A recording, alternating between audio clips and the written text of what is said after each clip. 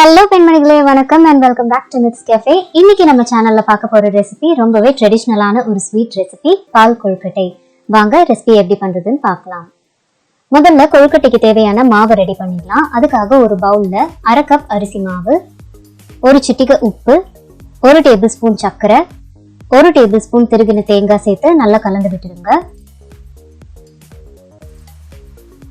இப்ப மாவுக்கு தேவையான தண்ணியை கொதிக்க வச்சிடலாம். அதுக்காக ஒரு சாஸ் பேன்ல 1/2 கப் தண்ணி, 1/4 டீஸ்பூன் நெய் சேர்த்து நல்லா கொதிக்க விட்டுடுங்க. இந்த முழு தண்ணியும் நமக்கு மாவு பிசையறதுக்கு தேவைப்படாது. எவ்வளவு தண்ணி தேவையோ அவ்வளவு மட்டும் சேர்த்துக்கலாம். இந்த கொழுக்கட்டை மாவு ரொம்ப கெட்டியா இருக்கக்கூடாது, கொஞ்சம் இலகின மாதிரி தான் இருக்கணும். அப்பதான் கொழுக்கட்டை ரொம்ப சாஃப்டா கிடைக்கும். அதனால அதுக்கேற்ற மாதிரி தண்ணி சேர்த்துக்கோங்க. இந்த அளவுக்கு இலகன மாதிரி இருக்கணும். இதுக்கப்புறமா ஒரு பிளேட் போட்டு மூடி 10 நிமிஷத்துக்கு தனியா வச்சிருங்க. அந்த சூடுலயே மாவு கொஞ்சம் வெந்து வந்துடும். 10 நிமிஷத்துக்கு அப்புறமா கையில கொஞ்சம் நெய் அப்ளை பண்ணிட்டு இதை மாவா பிசைஞ்சுக்கோங்க. இந்த அளவுக்கு ஈரமா இருந்தாதான் கொழுக்கட்டை நமக்கு சாஃப்டா கிடைக்கும். இப்ப இது சின்ன சின்ன உருண்டைகளா உருட்ட ஆரம்பிச்சிடலாம்.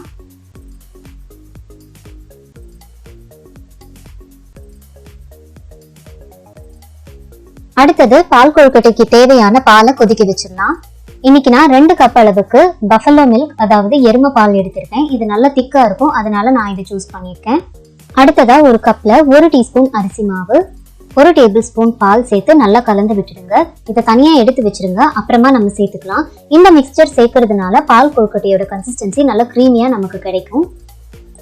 பால் நல்லா சூடானதுக்கு அப்புறமா 1/2 கப் சர்க்கரை சேர்த்துக்கோங்க. உங்களுக்கு ஸ்வீட் கம்மியா போதும் அப்படின்னா 1/4 கப் அளவுக்கு சர்க்கரை சேர்த்தாலும் சரியா இருக்கும். இப்ப சர்க்கரை கரைஞ்சதுக்கு அப்புறமா நம்ம ஏற்கனவே மிக்ஸ் பண்ணி வச்சிருந்தோம்ல பாலும் அரிசி மாவும், அதையும் இதுல சேர்த்து நல்லா கலந்து விட்டுடுங்க. இது சேர்த்த உடனே பால் கொஞ்சம் திக்காக ஆரம்பிக்கும். இந்த நேரத்துல நம்ம உருட்டி வச்சிருந்தோம்ல கொழுக்கட்டை, அதை இதுல சேர்த்துடலாம். இதை மெதுவா கலந்து விட்டுடுங்க. இந்த உருண்டைகள் உடையக்கூடாது. கலந்து விட்டதுக்கு அப்புறமா மூடி போட்டு 15 நிமிஷத்துக்கு குக் பண்ணி எடுத்துக்கோங்க. ஆனா இடையில அதாவது 2-3 நிமிஷத்துக்கு ஒரு வாட்டி இந்த மாதிரி மூடியை திறந்து கலந்து விட்டுடுங்க. இல்லைன்னா பால் கொதிச்சு பொங்கி வந்துடும்.